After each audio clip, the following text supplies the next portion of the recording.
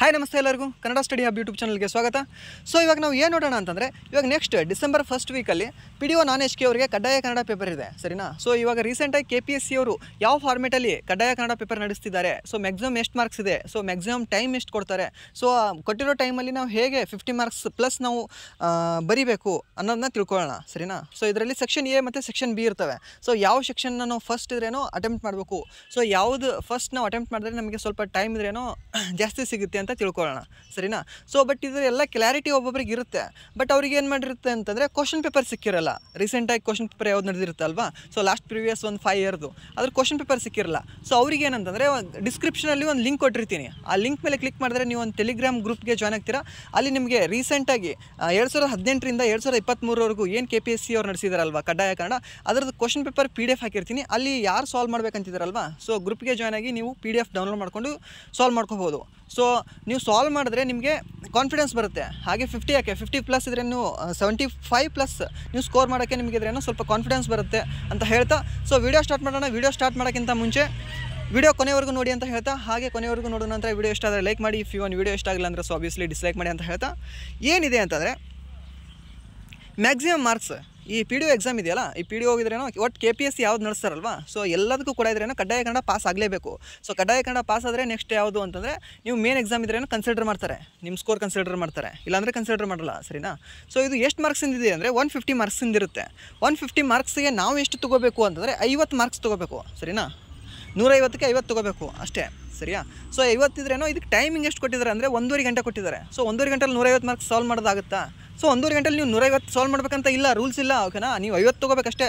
10th ನೀವೆಲ್ಲ exam ಬರ್ದಿರ್ತೀರಾ, 10th 3 ಗಂಟೆದಲ್ಲಿ ಎಷ್ಟು 100 marks ಬರ್ದಿರ್ತೀರಾ.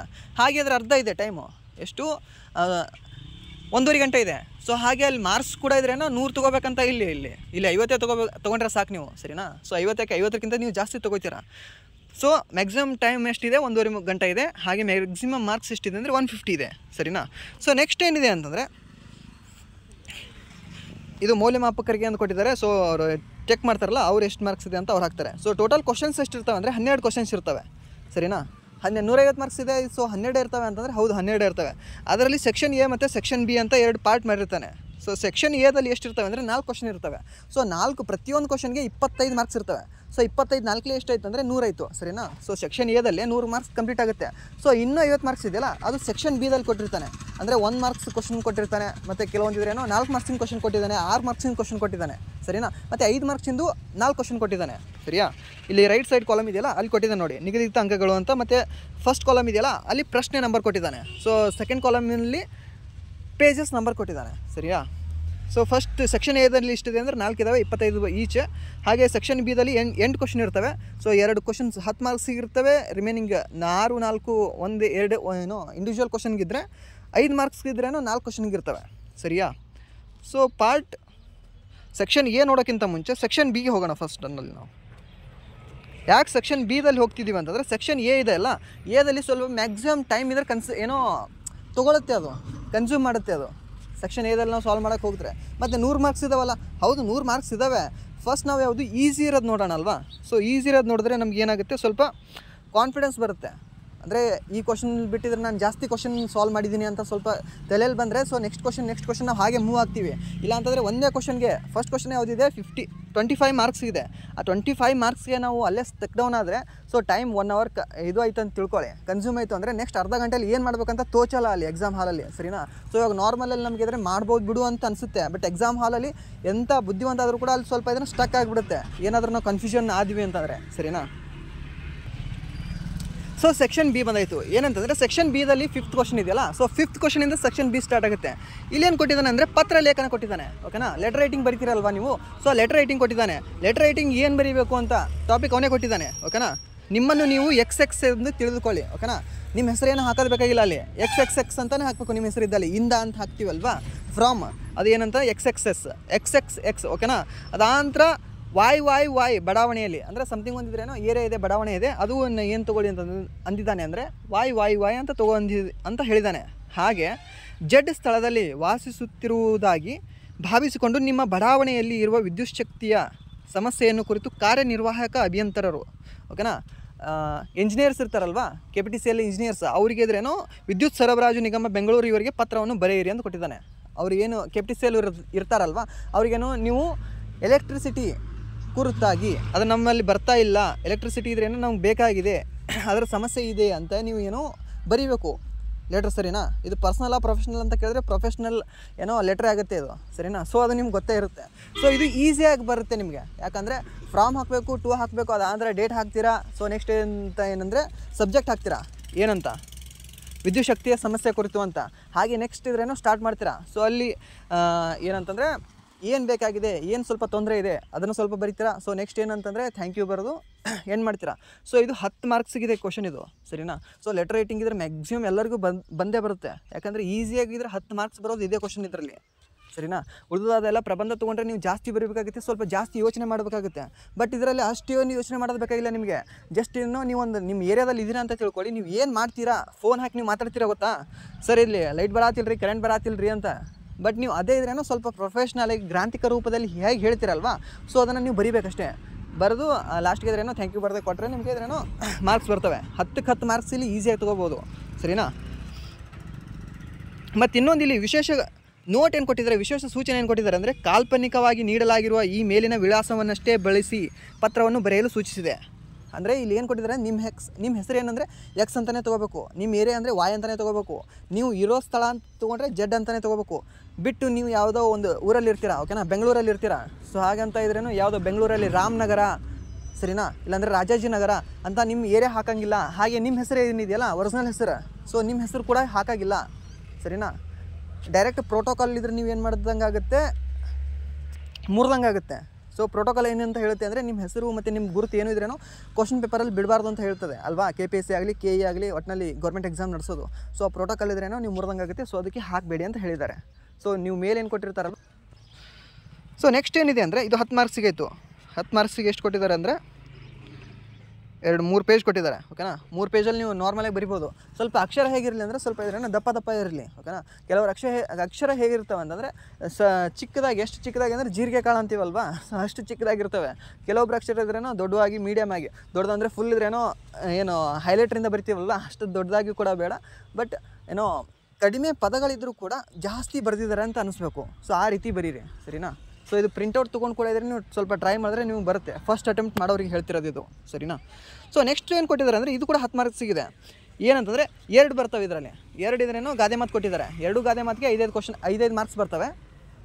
So ಗಾದೆ ಮಾತಿದ್ರೇನೋ ಎಕ್ಸ್ಪ್ಲೇನ್ ಮಾಡ್ಬೇಕಂತ ಕೊಟ್ಟಿದ್ದಾನೆ. ಕುಳಿತು ಉಣ್ಣುವವನಿಗೆ ಕುಡಿಕೆ ಹೊನ್ನು ಸಾಲದು ಅಂತ ಕೊಟ್ಟಿದ್ದಾರೆ. ಸೊ ಈ ಗಾದೆ ಮಾತಿದೆಯಲ್ಲ ಇದ್ರದ್ದಿದ್ರೇನೋ ಅರ್ಥ ಸ್ವಾರಸ್ಯವನ್ನು ವಿವರಿಸಿ ಅಂತ ಕೊಟ್ಟಿದ್ದಾರೆ. ಈ ಗಾದೆ ಮಾತು ಬಗ್ಗೆ ನೀವು ಬರೀಬೇಕು.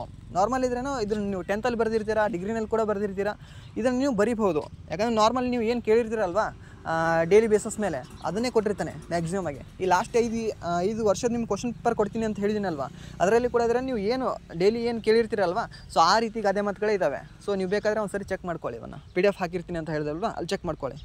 ಸೊ ಇದೇನು ವೇದ ಸುಳ್ಳಾದವರು ಗಾದೆ ಸುಳ್ಳಾಗೋದು ಅಂತ ಮಾತಿನಂತೆ ಅಂತ ಹೇಳಿ ಸ್ಟಾರ್ಟ್ ಮಾಡ್ತೀವಲ್ವಾ, ಸೊ ಆ ರೀತಿಯೇ ಸ್ಟಾರ್ಟ್ ಮಾಡಿ. ಸೊ ಆ ರೀತಿ ಸ್ಟಾರ್ಟ್ ಮಾಡಿದ್ರೆ 1 ಮಾರ್ಕ್ಸ್ ಇದ್ರೇನೋ ಅಲ್ಲೇ ಸ್ವಲ್ಪ ಇಂಪ್ರೆಷನ್ ಆಗ್ತದೆ. ಯಾಕಂದರೆ ಪ್ರೊಫೆಷ್ನಲಿ ಬರೆಯೋರು ಇದ್ರೇನೋ ಆ ರೀತಿ ಬರೀತಾರೆ ಅಂತ ಸ್ವಲ್ಪ ಅವ್ರಿಗೆ ಕೂಡ ಇದ್ರೇನೋ ಕ್ಲಿಕ್ ಆಗುತ್ತೆ ಚೆಕ್ ಮಾಡೋರ ಮೈಂಡಲ್ಲಿ, ಸರಿನಾ. ಯಾಕಂದರೆ ಇದು ಯಾರು ಕಂಪ್ಯೂಟರ್ ಚೆಕ್ ಮಾಡಲ್ಲ, ಇದು OMR ಮಾತ್ರ ಕಂಪ್ಯೂಟರ್ ಚೆಕ್ ಮಾಡುತ್ತೆ, ಇದು ಕಂಪ್ಯೂಟರ್ ಚೆಕ್ ಮಾಡಲ್ಲ, ಇದು ಮನುಷ್ಯರು ಚೆಕ್ ಮಾಡ್ತಾರೆ ಅಲ್ವಾ. ಸೊ ಅದಕ್ಕೆ ಸೊ ಇದು 5 ಮಾರ್ಕ್ಸ್ ಇದೆ. ಇದು 5 ಮಾರ್ಕ್ಸ್ ಬರಿಬೋದು ನೀವು. ಎಷ್ಟಂದರೆ 1 ಪೇಜ್ ಇದೆ, ಸರಿನಾ. 1 ಪೇಜಸಲ್ಲಿ ಎಷ್ಟು ಒಂದು 15 ಲೈನ್ ಇದ್ದಾವೆ. ಸೊ 15 ಲೈನಲ್ಲಿ ನೀವು ಅದ್ರ ಈಸಿಯಾಗಿ ಬರಿಬೋದು. ಒಂದು 5 ನಿಮಿಷ ಇದ್ರೇ ಮ್ಯಾಕ್ಸಿಮಮ್ ಟೈಮ್ ಆಗುತ್ತೆ ಅದಕ್ಕೆ, ಸರಿನಾ. ಸೊ ಅದು ಬರಿಬೋದು. ಸೊ ನೆಕ್ಸ್ಟ್ ಏನಿದೆ ಅಂದರೆ ದೇಶ ಸುತ್ತು ಕೋಶ ಓದು, ಇದ್ರ ಬಗ್ಗೆ ಕೊಟ್ಟಿದ್ದಾರೆ. ಸೊ ಇದು ಕೂಡ ಬರಿಬೋದು. ಗಾದೆ ಮಾತಿದ್ದಾವಲ್ಲ, ನೀವು ಲೆಟರ್ ರೈಟಿಂಗು ಮತ್ತು 2 ಗಾದೆ ಮಾತು ಇಲ್ಲಿ ಇವು ಬರೆದ್ರೆ 20 ಮಾರ್ಕ್ಸ್ ನಿಮಗೆ ಬಂತು, ಸರಿನಾ. ಸೊ ಇನ್ನೂ ನೆಕ್ಸ್ಟ್ ನಿಮಗೆ ಎಷ್ಟು ಮಾರ್ಕ್ಸ್ ಬೇಕಂದರೆ 30 ಮಾರ್ಕ್ಸ್ ಬೇಕು, ಸರಿಯಾ. 30 ಮಾರ್ಕ್ಸ್ ಬೇಕು, ಜಾಸ್ತಿ ಏನು ಬೇಕಾಗಿಲ್ಲ. ಫಸ್ಟ್ 30ಕ್ಕಿಂತ ಸ್ವಲ್ಪ ಜಾಸ್ತಿ ಬರೆದ್ರೆ ನಾವು ಸ್ವಲ್ಪ ಸೇಫ್ ಝೋನಲ್ಲಿ ಇರ್ತೀವಿ ಅಷ್ಟೇ. ಸೊ ಇದು ಎಷ್ಟಲ್ಲಿ ಅಂದರೆ ಅದಕ್ಕೊಂದು 10 ನಿಮಿಷ, ಲೆಟರ್ ರೈಟಿಂಗ್ 10 ನಿಮಿಷ ತೊಗೊಂಡ್ರೆ, ಇದಕ್ಕೆ ಯಾವುದು 2ಕ್ಕೂ ಇವು 5 ನಿಮಿಷ ತೊಗೊಂಡ್ರೂ ಕೂಡ ಎಷ್ಟು 30 ನಿಮಿಷ ಹೋಗ್ತದೆ. 30 ನಿಮಿಷ ಬೇಡ, ಒಂದು 35 ನಿಮಿಷನೂ ಕೂಡ ತೊಗೊಳ್ಳಿ, ಸರಿನಾ. ಇಲ್ಲಾಂತಂದರೆ 30 ನಿಮಿಷನೇ ಇದ್ರೆ ಮ್ಯಾಕ್ಸಿಮಮ್ ಎನಫ್. ಯಾಕಂದರೆ 5 ನಿಮಿಷ ಅಲ್ಲಿ 10 ನಿಮಿಷ, ಇಲ್ಲಿ 5 ನಿಮಿಷ ಅಂದರೆ 20 ನಿಮಿಷ ಆಗುತ್ತೆ. ನೀವು ಅಡಿಷ್ನಲ್ ತೊಗೊಂಡ್ರು ಕೂಡ 10 ನಿಮಿಷ ಎಕ್ಸ್ಟ್ರಾ ಅಂದರೆ 30 ನಿಮಿಷದಲ್ಲಿ ನೀವು 20 ಮಾರ್ಕ್ಸ್ ಬರೀತೀರಾ. ಸೊ ನೆಕ್ಸ್ಟ್ ಏನಿದೆ ಅಂದರೆ ನುಡಿಗಟ್ಟುಗಳು ಕೊಡ್ತಾರೆ, ಸರಿನಾ. ನುಡಿಗಟ್ಟುಗಳು ಎಷ್ಟು ಕೊಡ್ತಾರೆ ಅಂದರೆ 3 ಕೊಡ್ತಾರೆ, ಓಕೆ. ಆ ನುಡಿಗಟ್ಟುಗಳಿದ್ರೆ ನಿಮ್ಮ ಸ್ವಂತ ವಾಕ್ಯದಲ್ಲಿ ಅಂದರೆ ನಮಗಿದ್ರೆ ಏನು ತಿಳಿತದಲ್ಲ ಅದನ್ನು ಬರೀಬೇಕು ನಾವು. ನಮಗೇನು ತಿಳ್ತದೆ ಅಂದರೆ ಏನೋ ಬರೆಯೋದಲ್ಲ, ಆ ನುಡಿಗಟ್ಟಿಗೆ ಏನು ಸಂಬಂಧ ಇರ್ತದಲ್ವಾ. ಸೊ ಮೊರೆ ಹೋಗು, ಎಲ್ಲಿಂದ ಮೊರೆ ಹೋಗ್ತೀವಿ, ನಮ್ಗೆ ಏನಾದರೂ ಕಷ್ಟ ಬಂದಾಗ ದೇವ್ರ ಹತ್ರ ಮೊರೆ ಹೋಗ್ತೀವಿ, ಯಾರಾದರೂ ನಾವು ಏನಾದರೂ ಬಡವರು ಇದ್ದಾಗ ರಾಜನ ಹತ್ರ ಮೊರೆ ಹೋಗ್ತೀವಿ, ಇರೋ ಪ್ರಜೆಗಳು. ಸೊ ಯಾವ ರೀತಿ ನಿಮ್ಗೆ ಯಾವ ರೀತಿ ತಿಳಿಯುತ್ತಲ್ವಾ. ಸೊ ಯಾಕಂದರೆ ಒಂದೊಂದೇ ನುಡಿಗಟ್ಟಿಗೆ ಇದ್ರೇ ಬೇರೆ ಬೇರೆ ರೀತಿ ಅರ್ಥ ಸಿಗ್ತವೆ ನಿಮಗೆ. ಸೊ ನಿಮ್ಗೆ ಯಾವುದರಲ್ಲಿ ಅರ್ಥ ಇದ್ದರೆ ನಿಮಗೆ ಅಲ್ಲಿದ್ರೆ ಫ್ಲ್ಯಾಶ್ ಆಗುತ್ತಲ್ಲ, ಅದನ್ನು ನೀವು ಬರಿಬಹುದು, ಸರಿಯಾ. ಸೊ ನೆಕ್ಸ್ಟ್ ಏನಿದೆ ಅಂದರೆ ಕಾಲಿಗೆ ಬುದ್ಧಿ ಹೇಳು. ಕಾಲಿಗೆ ಬುದ್ಧಿ ಹೇಳೋ ಏನಾದರೂ ಇಲ್ಲಿ ಮುಂದೆ ಹಾವು ನೋಡ್ತೀರಾ, ಹಾವು ನೋಡಿದ ನಂತರ ತಕ್ಷಣವಾಗಿ ಹೇಳ್ತದೆ. ಎಡ್ರಿನಲ್ ಗ್ಲ್ಯಾಂಡ್ ಇದ್ರೇನೋ ಸಡನ್ ಆಗಿದ್ರೆ ಹಾರ್ಮೋನ್ ರಿಲೀಸ್ ಮಾಡ್ತದೆ. ಏನಂತ ಕಾಲಿಗೆ ಬುದ್ಧಿ ಹೇಳುವಂಥ ಕಾಲಿಗೆ ಬುದ್ಧಿ ಹೇಳು ಅಂದರೆ ಓಡಿ ಹೋಗುವಂಥದ್ದು ನನಗೆ, ಓಕೆನಾ. ಸೊ ಅದು ಇದೆ. ಸೊ ಇದಕ್ಕೆ ಎಷ್ಟಿದೆ ಅಂದರೆ 3 ಮಾರ್ಕ್ಸ್ ಇದೆ. 2 ಕ್ವಶನ್ ಇದ್ದಾವೆ ನುಡಿಗಟ್ಟು, ಅದಕ್ಕೆ 3 ಮಾರ್ಕ್ಸ್ ಇದೆ. ಸೊ ಇದು ಕೂಡ ಇದ್ರೆ ನೀವು ಬರಿತೀರಾ, ಸರಿನಾ. ಯಾಕಂದರೆ ಎಷ್ಟು ಒಂದು 5 ಲೈನ್ ಬರೆದ್ರೆ ಸಾಕಿದಕ್ಕೆ, ಎರಡಕ್ಕೂ ಕೂಡ 5 ಇಲ್ಲ 6 ಲೈನ್ ಇದ್ರೇ ಮ್ಯಾಕ್ಸಿಮಮ್ ಎನಫ್ ಆಗಿರುತ್ತೆ. ಸೊ ನೆಕ್ಸ್ಟ್ ಏನಿದೆ ಅಂದರೆ 1 ಮಾರ್ಕ್ಸ್ ಕ್ವಶನ್ ಇದ್ದಾವೆ. 1 ಮಾರ್ಕ್ಸ್ ಕ್ವಶನ್ ಎಷ್ಟಿದ್ದಾವೆ ಅಂದರೆ 4 ಕ್ವಶನ್ ಇರ್ತವೆ, ಸರಿನಾ. ಸೊ 4 ಕ್ವಶನ್ ಇದ್ದಾವೆ. ಸೊ ಏನು ಕೇಳಿದಾರೆ ಅಂದರೆ ಕನ್ನಡದ ಮೊದಲ ಶಾಸನ. ಸೊ ಸಿಂಪಲಾಗಿ ಕೇಳಿರ್ತಾನೆ ಇದರಲ್ಲಿ. ಯಾವುದು VO ಎಕ್ಸಾಮಲ್ಲಿ ನೀವು ನೋಡಿದ್ರೆ ಇದು ಸಾಲ್ವ್ ಮಾಡ್ಬೋದು ನೀವು ಮ್ಯಾಕ್ಸಿಮಮ್ ಆಗಿ. ಕನ್ನಡದ ಮೊದಲ ಶಾಸನ ಯಾವುದು ಅಂತ ಕೇಳಿದಾನೆ, ಹಲ್ಮಿಡಿ ಶಾಸನ. ನೆಕ್ಸ್ಟ್ ಇದ್ರೇನೋ ಕೇಳ್ಬೋದು ಕನ್ನಡದ ಮೊದಲ ಇದ್ರೇನೋ ಯಾವುದು ಮನೆತನ ಯಾವುದು ಅಂತ, ಕದಂಬ ಮನೆತನ. ಯಾರು ಕನ್ನಡದ ಮೊದಲ ಶಾಸನ ಕಾಕುತ್ಸವ ವರ್ಮ ಹೊರಡಿಸಿದ್ದು ಎಷ್ಟರಲ್ಲಿ ಅಂದರೆ 450ರಲ್ಲಿ. ಕ್ರಿಸ್ತಪೂರ್ವ ಅಂದರೆ ಶಕ ಅಂತ ಹೇಳಬೇಕು. ಸೊ ಹರಿಹರನ ಬರೆದ ಕಾವ್ಯ ಯಾವುದಂದರೆ ಗಿರಿಜಾ ಕಲ್ಯಾಣ ಅಂತ ಗೊತ್ತಿರುತ್ತೆ ನಿಮಗೆ, ಸರಿನಾ. ಸೊ ಇದು ಕೂಡ 1 ಮಾರ್ಕ್ಸಲ್ಲಿ ಇಷ್ಟು ಕೆಳಗಡೆ ಇಷ್ಟು ಜಾಗ ಕೊಟ್ಟಿದ್ದಾನೆ, ನಾವು ಅಷ್ಟೇ ಬರೆದ್ರೆ ಸಾಕಾ ಅಂತಿಲ್ಲ, ಅದು ಹೀಗೆ ಬರೀಬೇಕಷ್ಟೇ. ಹರಿಹರನು ಬರೆದ ಕಾವ್ಯದ ಹೆಸರು ಗಿರಿಜಾ ಕಲ್ಯಾಣ, ಸರಿನಾ. ಕನ್ನಡದ ಮೊದಲ ಶಾಸನ ಹಲ್ಮಿಡಿ ಶಾಸನವಾಗಿರುತ್ತದೆ. ಸೊ ಈ ರೀತಿ ಸೆಂಟೆನ್ಸ್ ಮಾಡೋದು ನಿಮ್ಗೆ ಗೊತ್ತೇ ಇರುತ್ತಲ್ವ. ಸೊ ಆ ರೀತಿ ಬರೀರೆ. ಸೊ ಅಕ್ಕ ಮಹಾದೇವ ಅಂಕಿತ ನಾಮ ಏನೊಂದು ಕೊಟ್ಟಿದ್ದಾರೆ. ಸೊ ಇದು ಕೂಡ ಇದ್ರೇನೋ ಬರೀತೀರಾ, ಯಾವುದು ಚೆನ್ನ ಮಲ್ಲಿಕಾರ್ಜುನ ಅಂತ, ಸರಿನಾ. ಅಲಮ ಪ್ರಭುದು ಕೊಟ್ಟರೆ ಗುಹೇಶ್ವರ ಅಂತ ಬರೀತೀರಾ. ಹಾಗೆ ಬಸವೇಶ್ವರ ಕೊಟ್ಟರೆ ಕೂಡಲ ಸಂಗಮ ದೇವ ಅಂತ ಬರೀತೀರಾ, ಸರಿನಾ. ಸೊ ಆ ರೀತಿ. ಸೊ ನೆಕ್ಸ್ಟ್ ಯಾವುದು ಅಂದರೆ ದ ರಾ ಬೇಂದ್ರೆಯವರ ಯಾವ ಕೃತಿಗೆ ಜ್ಞಾನಪೀಠ ಪ್ರಶಸ್ತಿ ಬಂದಿದೆ ಅಂತ ಕೊಟ್ಟಿದ್ದಾರೆ. ಸೊ ಯಾವುದಕ್ಕೆ ಬಂದಿದೆ. ಸೊ 8 ಜನರ ಹೆಸರು ಅವರಿಗೆ ಯಾವ ವರ್ಷ ಜ್ಞಾನಪೀಠ ಪ್ರಶಸ್ತಿ ಸಿಕ್ಕಿದೆ ಮತ್ತು ಯಾವ ಕೃತಿಗೆ ಸಿಕ್ಕಿದೆ ಅನ್ನೋದು ನಿಮ್ಗೆ ಗೊತ್ತಿರಬೇಕು. ಸೊ ಇದು ಯಾವುದಂದರೆ 4 ತಂತಿ, ಓಕೆನಾ. 4 ತಂತಿಗೆ ಇವ್ರಿಗೆ ಸಿಗ್ತದೆ, ಸರಿಯಾ. ಸೊ ನೆಕ್ಸ್ಟ್ ಏನಿದೆ ಅಂದರೆ ತತ್ಸಮ ತದ್ಭವಗಳಿದ್ದಾವೆ. ಸೊ ನಾರ್ಮಲ್ ನೀವು ಇದ್ರೇನೋ ಪೇಪರ್ 2ಗೆ ತತ್ಸಮ ತದ್ಭವ ಇದೆಲ್ಲ ನೀವು ಓದ್ಕೊಂಡಿರ್ತೀರ ಗ್ರಾಮರ್ ಕನ್ನಡಕ್ಕೆ. ಸೊ ಅದು ಕೂಡ ನೀವು ಇದ್ರೇನೋ ಇಲ್ಲಿ ಯೂಸ್ ಮಾಡ್ಕೋಬೋದು. ಇಲ್ಲಿ ಎಷ್ಟಂದರೆ 5 ಕ್ವಶನ್ ಇರ್ತವೆ. ಸೊ 5 ಕ್ವಶನ್ಗೂ ನಿಮಗೆ ಎಷ್ಟು 5 ನಿಮಿಷನೂ ಬೇಡ ನಿಮಗೆ, ಎಷ್ಟಂದರೆ ಒಂದು 2.5 ನಿಮಿಷ ನಿಮ್ಗೆ ಸಾಕಾಗುತ್ತೆ, ಓಕೆನಾ. ವಿದ್ಯೆ, ತ್ಯಾಗ, ಬ್ರಹ್ಮ, ಯಾತ್ರೆ, ಸಹಸ್ರ, ಓಕೆನಾ. ಇದ್ರದ್ದು ಯಾವುದು ತತ್ಸಮಯದ ತದ್ಭವ ಬರೀಬೇಕು. ಸೊ ನೆಕ್ಸ್ಟ್ ಏನಿದೆ ಅಂದರೆ ಬಿಡಿಸಿ ಬರೆಯರೆ ಕೊಟ್ಟಿದ್ದಾರೆ. ಅಲ್ಲಿಗೊಯ್ಯದೆ, ಅಲ್ಲಿಗೆ ಅದಕ್ಕೆ ಒಯ್ಯದೆ ಅಂತ ಹಿಂಗಿದ್ರೆ ಬರಿತೀವಲ್ವಾ, ಅಲ್ಲಿಗೆ ಅದಕ್ಕೆ ಒಯ್ಯದೆ ಅಂತ. ಸೊ ಆ ರೀತಿ ಇದ್ರೇನು ಬಿಡಿಸಿ ಬರೀಬೇಕು. ಸೊ ಬೆಟ್ಟದವರೆ, ಬೆಟ್ಟದ ಅದಕ್ಕೆ ತಾವರೆ ಯಾವ ಸಂಧಿ ಅಂತ ಹೇಳಿ ಕಾಮೆಂಟ್ ಮಾಡಿ ನೋಡೋಣ. ಸೊ ನೆಕ್ಸ್ಟ್ ಇದ್ರೇನು ಕೆಂಡಗಣ್ಣು, ಓಕೆನಾ. ಕೆಂಪು ಅದಕ್ಕೆ ಕಣ್ಣು, ಕೆಂಪದಾದ ಅದಕ್ಕೆ ಕಣ್ಣು, ಓಕೆನಾ. ಈ ರೀತಿ ಬರಿತೀವಲ್ವಾ. ಸೊ ಅದಕ್ಕೆ ಮತ್ತು ಶಿವವಾಸ, ಶಿವನ ಅದಕ್ಕೆ ವಾಸ, ಮತ್ತು ಮುಂಬಾಗಲು, ಮುಂದಿನ ಅದಕ್ಕೆ ಬಾಗಲು, ಓಕೆನಾ. ಸೊ ನೆಕ್ಸ್ಟ್ ಯಾವುದಿದೆ ಅಂದರೆ ಪದಗಳಿಗೆ ಅರ್ಥ ಬರೀರಿ ಅಂತ ಕೊಟ್ಟಿದ್ದಾರೆ. ಸೊ ಇದು ಕೂಡ ಇವರು ಸಮನಾರ್ಥಕ ಪದ ಕೊಟ್ಟಿದ್ದಾರೆ. ಎಷ್ಟು ಕೊಟ್ಟಿದ್ದಾರೆ ಕ್ವಶನ್ ಅಂತಂದರೆ 5 ಕ್ವಶನ್ ಕೊಟ್ಟಿದ್ದಾರೆ. ಸೊ 5 ಕ್ವಶನ್ಗೆ ನೀವು ಯಾವುದು ಅಂತಾರೆ ಸಮನಾರ್ಥಕ ಬರೀಬೇಕು, ಸರಿನಾ. ಸೊ ನಿಮ್ಗೆ 5ರಲ್ಲಿ 3 ಬಂದಿದ್ರು ಕೂಡ ಇದ್ರೆ ಏನು ಪ್ರಾಬ್ಲಮ್ ಇಲ್ಲ. ಯಾಕಂದರೆ ನೆಕ್ಸ್ಟಲ್ಲಿ ಇದ್ರೆ ಯಾವುದು ಪ್ರಬಂಧಕ್ಕೆ ಇಲ್ಲ ಅಂತಂದರೆ ಪ್ಯಾಸೇಜ್ ಕೊಟ್ಟಿರ್ತಾನೆ, ಪ್ಯಾಸೇಜ್ ನೋಡಿ ನೀವು ಆನ್ಸರ್ ಬರೆಯೋಕ್ಕಾಗಿರುತ್ತೆ. ಸೊ ಅಲ್ಲಿ ನಿಮ್ಗೆ ಕೂಡ ಮಾರ್ಕ್ಸ್ ಬರುತ್ತೆ, ಸರಿಯಾ. ಸೊ ನೆಕ್ಸ್ಟ್ ಯಾವುದು ವಿರುದ್ಧಾರ್ಥಕ ಪದ ಕೊಟ್ಟಿದ್ದಾನೆ. ಉನ್ನತಿ, ಪುರಾತನ, ಮತ್ತು ಉತ್ಸಾಹ, ವೀರ, ಮತ್ತು ಪ್ರಕ್ಷುಬ್ಧ ಅಂತ ಕೊಟ್ಟಿದ್ದಾನೆ, ಸರಿನಾ. ಇವೆಷ್ಟಿದ್ದಾವೆ, ಇವು 5 ಕ್ವಶನ್ ಇದ್ದಾವೆ. ಸೊ ಸಮನಾರ್ಥಕ 5 ಇದ್ದಾವೆ, ಇವು ವಿರುದ್ಧಾರ್ಥಕ 5 ಇದ್ದಾವೆ. ಇಲ್ಲಿ ನೀವು ಎಷ್ಟು ಅಂದರೆ ಅಲ್ಲೊಂದು 3 ಇಲ್ಲೊಂದು 3 ಇಲ್ಲಾಂದರೆ ಅಲ್ಲೊಂದು 4 ಇಲ್ಲೊಂದು 4 ಅಂದರೆ 8 ಮಾರ್ಕ್ಸ್ ನೀವು ಆರಾಮೇ ತೊಗೋತೀರಾ, ಸರಿಯಾ. ಸೊ ಇಲ್ಲಿ ನೀವು ಇದ್ರೇನೋ ಸಾಲ್ವ್ ಮಾಡ್ಕೋಬೋದು. ಸೊ ನೆಕ್ಸ್ಟ್ ಏನು ಕೊಟ್ಟಿದ್ದಾನೆ ಅಂದರೆ ಈ ಸ್ಪೇಸ್ ಕೊಟ್ಟಿದ್ದಾನೆ, ಯಾವುದಕ್ಕಂದರೆ ನೀವು ರಫ್ ಏನಾದರೂ ಬರ್ಕೋಬೋದು ಅಂತ. ಸೊ ಅಲ್ಲಿ ಬರೋಕ್ಕೆ ನಮ್ಗೆ ಟೈಮ್ ಇರಲ್ಲ, ಇಲ್ಲಿ ರಫ್ ಏನು ಬರೆಯೋದಿದ್ರೇನೋ ನೆಸಸರಿ ಇಲ್ಲ ಅನಿಸುತ್ತೆ, ಸರಿನಾ. ಸೊ ಇವಾಗ ಪಾರ್ಟ್ ಎ ಹೋಗೋಣ. ಪಾರ್ಟ್ ಎದಲ್ಲಿ ಏನು ಕೊಟ್ಟಿದ್ದಾನೆ ಅಂದರೆ ಸೊ ಟೋಟಲ್ ಅಲ್ಲಿ 4 ಕ್ವಶನ್ ಕೊಟ್ಟಿರ್ತಾನೆ. ಪಾರ್ಟ್ ಎದಲ್ಲಿ ಏನಂದರೆ ಒಂದು ಪ್ರಬಂಧ ಕೊಟ್ಟಿರ್ತಾನೆ. ಎಷ್ಟಂದರೆ 300 ಪದಗಳಿಗೆ ಮೀರದಂತೆ ಪ್ರಬಂಧ ಬರೀರಿ ಅಂತ ಕೊಟ್ಟಿರ್ತಾನೆ. ಪ್ರಬಂಧ ಯಾವುದು ರೈತರ ಸಮಸ್ಯೆಗಳ ಬಗ್ಗೆ ಕೊಟ್ಟಿರ್ಬೋದು, ಇಲ್ಲಾಂದರೆ ಕರೆಂಟ್ ಅಫೇರ್ ಇವಾಗ ಯಾವುದಾದ್ರೂ ಒಂದು ರನ್ನಿಂಗ್ ಇರ್ತದಲ್ಲ ಅದ್ರ ಬಗ್ಗೆ ಕೊಡ್ಬೋದು. ಇಲ್ಲಾಂದರೆ ಯಾವುದಾದ್ರೂ ಈಗ ನೆಕ್ಸ್ಟ್ ಯಾವುದಿದೆ ಅಂದರೆ ಕನ್ನಡ ಸಾಹಿತ್ಯ ಸಮ್ಮೇಳನ ಇದೆಯಲ್ವ, 87ನೇ ಕನ್ನಡ ಸಾಹಿತ್ಯ ಸಮ್ಮೇಳನ, ಅದ್ರ ಬಗ್ಗೆ ಕೂಡ ಕೊಡ್ಬೋದು. ಕನ್ನಡದ ಬಗ್ಗೆ ಬರೆಯಿರಿ ಅಂತ, ಇಲ್ಲಾಂದರೆ ಕನ್ನಡ ಸಾಹಿತ್ಯ ಸಮ್ಮೇಳನದ ಬಗ್ಗೆ ಬರೆಯಿರಿ ಅಂತ ಕೊಡ್ಬೋದು. ಇಲ್ಲಾಂದರೆ ಯಾವಾಗ ಶುರು ಆಯಿತು ಅದೆಲ್ಲ ಇದ್ರೇನೋ ಡೀಟೇಲಾಗಿ ಬರೀರಿ ಅಂತ ಕೊಡ್ಬೋದು. ಸೊ ಅದರದ್ದೆಲ್ಲ ನೀವು ಬರೆಯೋಕ್ಕೆ ತಯಾರಿರಬೇಕಷ್ಟೇ, ಸರಿನಾ. ಸೊ ಬರೆಯೋಕ್ಕೆ ತಯಾರಿರೋಕ್ಕಿಂತ ಮುಂಚೆ ಏನಂದರೆ ಇದ್ರದ್ದು ಸ್ವಲ್ಪ ರೈಟಿಂಗ್ ಸ್ಪೀಡ್ ಇಂಪಾರ್ಟೆಂಟ್ ಇರಬೇಕಿಲ್ಲಿ, ಓಕೆನಾ. ರೈಟಿಂಗ್ ಸ್ಪೀಡ್ ಏನದಲ್ಲ ಅದು ಇಂಪಾರ್ಟೆಂಟ್ ಆಗುತ್ತೆ ಇಲ್ಲಿ. ನೀವು ಜಾಸ್ತಿ ಎಷ್ಟು ಸ್ಪೀಡ್ ಬರೀತೀರಾ ಅಷ್ಟು ಸ್ಪೀಡ್ ಇದ್ರೇನೋ ನಿಮ್ಮದು ಕಂಪ್ಲೀಟ್ ಆಗುತ್ತೆ ಇದು. ಯಾಕಂದರೆ 25 ಮಾರ್ಕ್ಸ್ ಇದೆ ಅಲ್ವಾ ಇದು ಟೋಟಲ್ ಇದ್ರೇನೋ 3 ಪೇಜೇನೋ ಬರೆಯೋದಿದೆ ಇದು ರೈತರ ಸಮಸ್ಯೆಗಳ ಬಗ್ಗೆ, ಸರಿಯಾ. So 1 page, 2 page, 3 page, 4 page ಇದೆ, ಸರಿನಾ. 5 ಪೇಜ್ ಇದೆ, 5 ಪೇಜ್ ಇದೆ. 5 ಪೇಜಲ್ಲಿ ನೀವು ಬರೀಬೇಕಾಗುತ್ತೆ. ಸೊ ಅದನ್ನು ನೀವು ಮೇ ಬಿ ಲಾಸ್ಟ್ ಪ್ರಿಯಾರಿಟಿಯಲ್ಲಿ ಇಟ್ಕೊಳ್ಳಿ. ಅದು ಕ್ವಶನ್ 1 ಇದೆಯಲ್ಲ, ಇದು ಲಾಸ್ಟ್ ಪ್ರಿಯಾರಿಟಿಯಲ್ಲಿ ಇಟ್ಕೊಳ್ಳಿ. ಕ್ವಶನ್ 1 ಇದೆ, ಫಸ್ಟಿಂದ ನಾನು ಬರೀಬೇಕಂತ ಇಲ್ಲ. ಕ್ವಶನ್ 1 ನೀವು ಲಾಸ್ಟ್ ಪ್ರಿಯಾರಿಟಿ ಇಟ್ಕೊಳ್ಳಿ. ಯಾಕಂದ್ರೆ ಜಾಸ್ತಿ ಬರೆಯೋದಿದೆ. 5 ಪೇಜ್ಗೆ ಮಿನಿಮಮ್ ಅಂದರೂ ಒಂದೊಂದು ಪೇಜ್ಗೆ 5 ನಿಮಿಷ ತೊಗೊಂಡ್ರು ಕೂಡ ನೀವು ಎಷ್ಟು ಅಂದರೆ 25 ನಿಮಿಷ 30 ನಿಮಿಷ ತೊಗೋತೀರಾ. ಯೋಚನೆ ಮಾಡೋಕೆ ಒಂದು 10 ನಿಮಿಷ ಅಂದರೆ 35-40 ನಿಮಿಷ ತೊಗೊಳುತ್ತದೆ, ಸರಿನಾ? ಅದು ಟೈಮ್ ಕನ್ಸಿಡರ್ ಸ್ವಲ್ಪ ಜಾಸ್ತಿ ಮಾಡುತ್ತೆ. ಅದಕ್ಕಿಂತ ಈ ಸೆಕೆಂಡ್ ಕ್ವಶನ್ ಇದೆಯಲ್ಲ, ಯಾವುದು ಪ್ಯಾಸೇಜ್ ರೀಡಿಂಗ್ ಮತ್ತು ರೈಟಿಂಗ್ ಇದನ್ನ ಅರ್ಥ ಮಾಡ್ಕೊಂಡು ಬರೆಯೋದು, ಇದು 25 ಮಾರ್ಕ್ಸಿಗಿದೆ. ಇಲ್ಲೇನು ಕೊಟ್ಟಿದ್ದಾರೆ ಅಂದರೆ 1924ರಲ್ಲಿ ಏನು ಗಾಂಧೀಜಿಯವರು ಇದ್ರೇನೋ ಅಧ್ಯಕ್ಷರಾಗಿರ್ತಾರಲ್ವ ಇಂಡಿಯನ್ ನ್ಯಾಷನಲ್ ಕಾಂಗ್ರೆಸ್, ಅದ್ರ ಬಗ್ಗೆ ಕೊಟ್ಟಿದ್ದಾರೆ. ಸೊ ಇದನ್ನು ಓದ್ಕೊಂಡು ನೀವು ಇಲ್ಲಿ 5 ಕ್ವಶನ್ಗೆ ನೀವು ಆನ್ಸರ್ ಮಾಡಬೇಕಾಗುತ್ತೆ, ಸರಿನಾ? 5 ಕ್ವಶನ್ಗೆ 5 ಮಾರ್ಕ್ಸ್ ಇದೆ. ಸೊ ಪ್ರತಿಯೊಂದು ಕ್ವಶನ್ ಎಷ್ಟಿದೆ ಅಂದರೆ 1 ಪೇಜ್ ಇದೆ.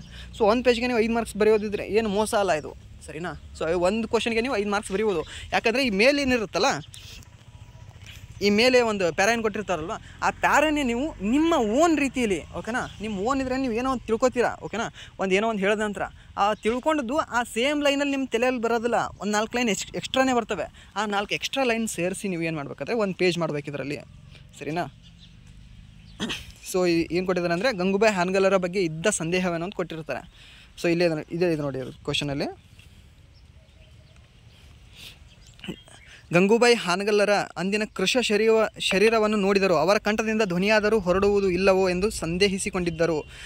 ಇದು ಏನು ಈ ಪ್ಯಾರಾ ಇದೆಯಲ್ಲ, ಸೆಕೆಂಡ್ ಪ್ಯಾರಾ, ಇದು ಫುಲ್ ಪುಳಕಗೊಂಡಿತುವರೆಗೂ ಅಲ್ಲಿವರೆಗೂ ನೀವು ಇದ್ರೇನೋ ನಿಮ್ಮ ಓನ್ ವಾಕ್ಯದಲ್ಲಿ ಬರೀಬೇಕಾಗುತ್ತೆ ಅದರಲ್ಲಿ, ಸರಿನಾ? ಸೊ ಇಲ್ಲಿ ಬರೀ ಎಷ್ಟು 5 ಲೈನ್ ಇದ್ದಾವೆ. 5 ಲೈನ್ ಇದ್ದರೆ ನೀವು 15 ಲೈನ್ ಮಾಡಬೇಕಲ್ಲಿ. ಸೊ ಅದೇ ನಿಮ್ಮ ಟ್ಯಾಲೆಂಟಲ್ಲಿ, ಸರಿನಾ? ಸೊ ಇದನ್ನು ಮಾಡ್ತೀರಿ ನೀವು. ಯಾಕಂದ್ರೆ ಅಲ್ಲಿ ಕುಂತಾಗಿದ್ರೇನೋ ಸುಮ್ಮನೆ ನೀವು ಪೆನ್ ಹಿಡಿದ್ರೆ ಸಾಕು, ಆರಾಮಾಗಿ ಬರುತ್ತೆ ಮುಂದಿನ ಆನ್ಸರ್. ಸೊ ಇದು ಮಾಡ್ಬೋದು ನೀವು. 1 ಕ್ವಶನ್ಗೆ ಎಷ್ಟಿದೆ ಅಂದರೆ 5 ಮಾರ್ಕ್ಸ್ ಇದ್ದಾವೆ. ಸೊ ಟೋಟಲ್ ಎಷ್ಟು ಕ್ವಶನ್ ಇರ್ತವೆ ಅಂದರೆ 5 ಕ್ವಶನ್ ಇರ್ತವೆ ಈ ಪ್ಯಾಸೇಜ್ ರೀಡಿಂಗಲ್ಲಿ. 5 ಕ್ವಶನ್ಗಿದ್ರೆ ನೀವು ಫುಲ್ ಮಾರ್ಕ್ಸ್ ಬರೀಬೇಕು. ನಿಮಗೆ ಎಷ್ಟು 25 ಮಾರ್ಕ್ಸ್ ಬರ್ತವೆ ಇಲ್ಲಿ.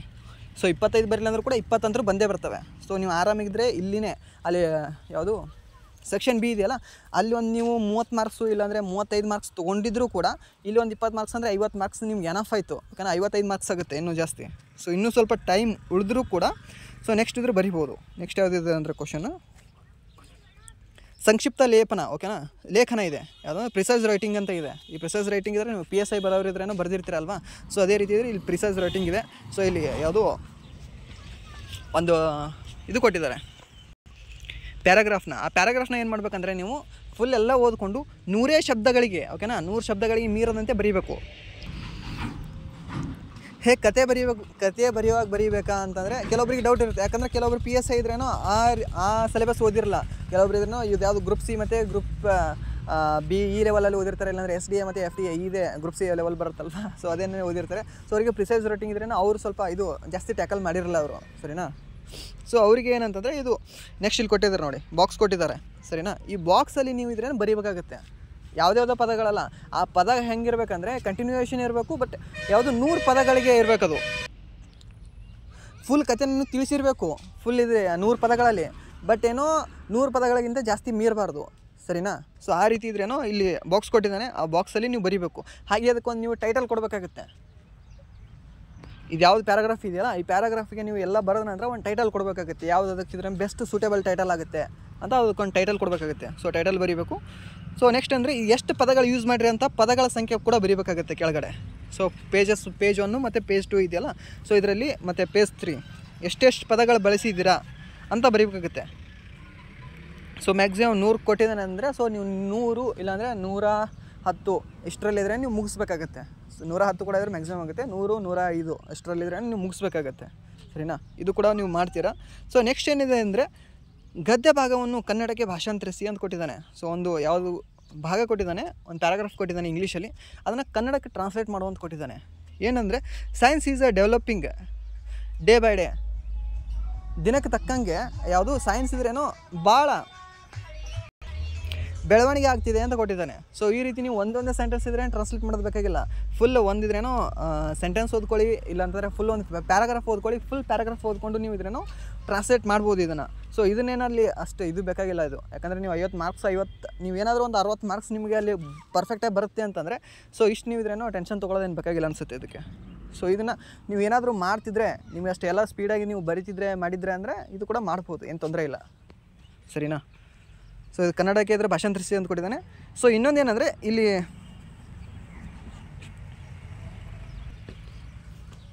ಕನ್ನಡ ಕೊಟ್ಟು ಇಂಗ್ಲೀಷಲ್ಲಿ ಭಾಷಾಂತರಿಸಿ ಅಂತ ಕೊಡೋದಿಲ್ಲ. ಇಂಗ್ಲೀಷಲ್ಲಿ ಕೊಟ್ಟೆ ಕನ್ನಡದಲ್ಲಿ ಕೊಡ್ತಾನೆ. ಯಾಕಂದರೆ ಇಂಗ್ಲೀಷಲ್ಲಿ ಏನು ಸೆಂಟೆನ್ಸ್ ಕೊಡ್ತಾನಲ್ಲ, ಇಂಗ್ಲೀಷಲ್ಲಿ ಮ್ಯಾಕ್ಸಿಮಮ್ ಸೆಂಟೆನ್ಸ್ ಏನಂತಂದರೆ ಅದು ಪ್ಯಾರಾಗ್ರಾಫ್ ಈಸಿ ಇದ್ದದೇ ಕೊಡ್ತಾನೆ.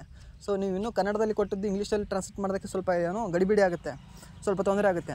ಬಟ್ ಕನ್ನಡದಲ್ಲಿ ಇಂಗ್ಲೀಷಲ್ಲಿ ಕೊಟ್ಟಿರೋದು ಕನ್ನಡದಲ್ಲಿ ಟ್ರಾನ್ಸ್ಲೇಟ್ ಮಾಡೋದಕ್ಕೆ ಭಾಳ ಏನು ಕಷ್ಟ ಆಗ್ತದಲ್ಲ, ಸರಿನಾ? ಸೊ ಈ ರೀತಿ ನೀವು ಸರಿಯಾಗಿ 150 ಮಾರ್ಕ್ಸ್ ನೀವು ಟ್ಯಾಕಲ್ ಮಾಡ್ಬೋದಾಗುತ್ತೆ, ಸರಿಯಾ? ಯಾಕಂದರೆ ಪ್ರತಿಯೊಂದಕ್ಕೂ 25 ಕ್ವಶನ್ ಇದ್ದಾವೆ 4 ಕ್ವಶನ್ಗೆ. ಸೊ ಯಾವುದು KPSC ಕಡ್ಡಾಯ ಕನ್ನಡ ಪೇಪರ್ ಅದರದ್ದಿದ್ರೇನೋ PDF ಸಿಗ್ತವೆ. ಸೊ ಆ PDF ತೊಗೊಂಡು ನೀವು ಸಾಲ್ವ್ ಮಾಡಿದ್ರೆ ನೀವು ಆರಾಮಾಗಿ ಸಾಲ್ವ್ ಮಾಡ್ಬೋದು ಅಂತ ಹೇಳ್ತಾ ಸೊ ವಿಡಿಯೋ ಮುಗಿಸೋಣ. ವಿಡಿಯೋ ಇಲ್ಲಿವರೆಗೂ ನೋಡೋದಕ್ಕೆ ಧನ್ಯವಾದಗಳು. ವಿಡಿಯೋ ಇಷ್ಟ ಆದರೆ ಲೈಕ್ ಮಾಡಿ, ವಿಡಿಯೋ ಇಷ್ಟ ಆಗಿಲ್ಲ ಅಂದರೆ ಸೊ ಆಬ್ವಿಯಸ್ಲಿ ಡಿಸ್ಲೈಕ್ ಮಾಡಿ ಅಂತ ಹೇಳ್ತಾ so thank you so much.